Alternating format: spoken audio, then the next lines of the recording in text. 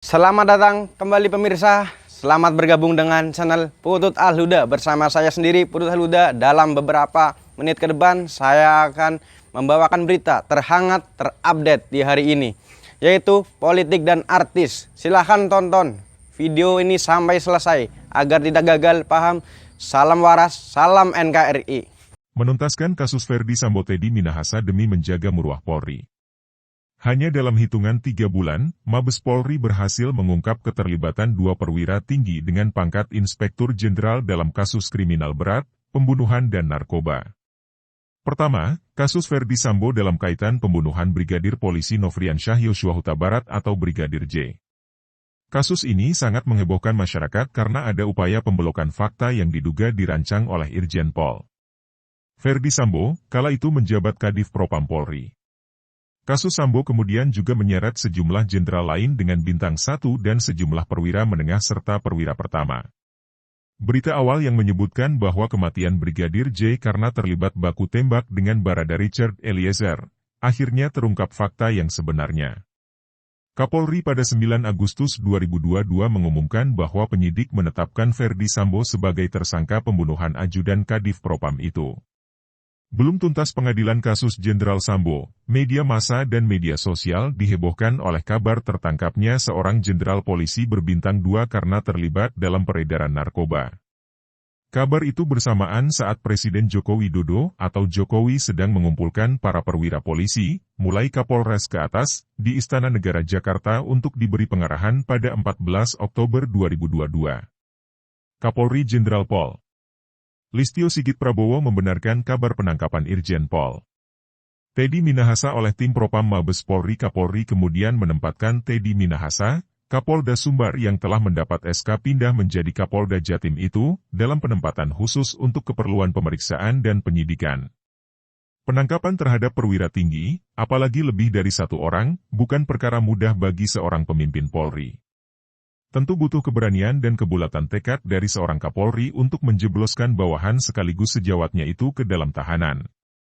Penangkapan itu setidaknya akan menimbulkan 2 persepsi terhadap institusi Polri. Pertama, pemimpin Polri memang profesional dan taat hukum sehingga penindakannya tidak tebang pilih. Seorang jenderal pun tidak akan kebal hukum kalau diketahui melanggar. Kedua, hal itu bisa dipersepsi bahwa institusi Polri memang gudangnya pelanggaran sehingga pejabat setingkat jenderal pun ditangkap. Tulisan ini akan memilih persepsi pertama karena lebih memiliki landasan fakta, bukan sekadar persepsi apalagi spekulasi. Artinya, sangat bisa andai Kapolri tidak mengungkap yang sebenarnya mengenai kasus Sambo dan Teddy Minahasa, dengan tujuan untuk melindungi citra institusi itu di mata publik. Akan tetapi untuk kasus Sambo agaknya memang sulit bagi pemimpin Polri menutup-nutupi karena sudah telanjur menjadi perhatian publik.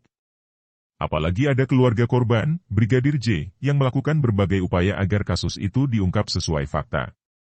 Untuk kasus Teddy Minahasa, bisa saja Jenderal Listio Sigit melindungi koleganya itu dengan menutup kasus. Apalagi, pada hari yang sama para perwira Polri sedang mendapat pengarahan langsung dari Presiden Jokowi. Akan tetapi Kapolri memilih penegakan hukum tanpa pandang bulu demi menjaga marwah institusi penegak hukum itu. Meskipun Teddy Minahasa termasuk yang dipilih untuk mendapatkan promosi jabatan dari Kapolda Sumbar ke Kapolda Jatim, Jenderal Listio Sigit memilih menganulir keputusannya. 2 kasus besar yang melibatkan Jenderal Bintang 2 tersebut sudah bergulir. Tidak ada jalan lain bagi Polri kecuali menuntaskannya demi penegakan hukum. Juga untuk memperbaiki citra Polri yang merosot setelah didera kasus Sambo, tragedi Kanjuruhan, hingga perkara Teddy. Demi mendapatkan pemimpin di tingkat Polda yang bersih, Kapolri memilih jenderal lain untuk memimpin Polda Jatim, yakni Irjen Pol Tony Hermanto. Keputusan Kapolri ini tentu menjadi angin segar dan tidak akan melukai hati polisi-polisi yang selama ini bekerja dengan tulus ikhlas. Tidak sedikit anggota Polri yang bekerja melampaui tugas pokoknya. Karena panggilan hati nurani, banyak polisi yang menyisihkan gajinya untuk kegiatan sosial, seperti mendirikan sekolah gratis atau membantu orang miskin memenuhi kebutuhan hidup. Mereka bukan perwira yang dengan kegiatan sosialnya itu dapat dipromosikan untuk menduduki jabatan penting di institusi Polri. Mereka berbuat seperti itu jauh dari motif-motif rendah, seperti memperkaya diri atau mengincar jabatan tertentu. Kepemimpinan Jenderal Listio Sigit di Polri memang tidak mudah ketika berhadapan dengan kasus yang justru melibatkan para perwira tinggi yang seharusnya menjadi teladan bagi anggota Polri lainnya. Menyeret para jenderal untuk mempertanggungjawabkan perbuatannya, dengan kemungkinan besar akan dipecat sebagai anggota Polri, bukan pilihan mudah.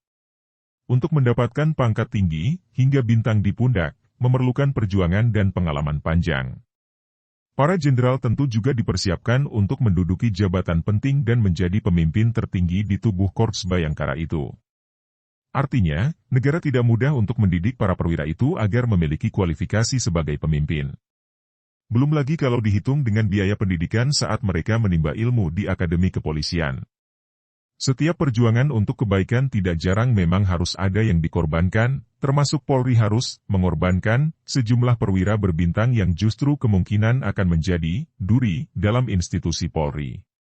Apalagi, stok jenderal untuk menduduki jabatan setingkat Kapolda juga tidak sedikit. Ini bagian dari upaya pembuktian dari keyakinan masyarakat bahwa di antara adanya polisi yang bermain-main dengan hukum, masih banyak polisi lain yang bersih. Peran pemimpin negara. Terungkapnya sejumlah perwira tinggi yang terlibat dalam kasus kriminal ini tidak bisa dilepaskan dari peran pemimpin negara, dalam hal Presiden Jokowi, termasuk pejabat di bawahnya yang bertanggung jawab pada pembinaan institusi Polri, seperti Menko Polhukam yang juga Ketua Komisi Kepolisian Nasional.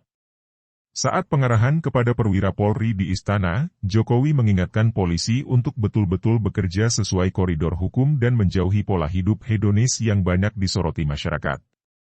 Selain disampaikan secara terbuka kepada para perwira, peringatan yang sama pasti juga disampaikan Presiden kepada Kapolri Jenderal Listio Sigit.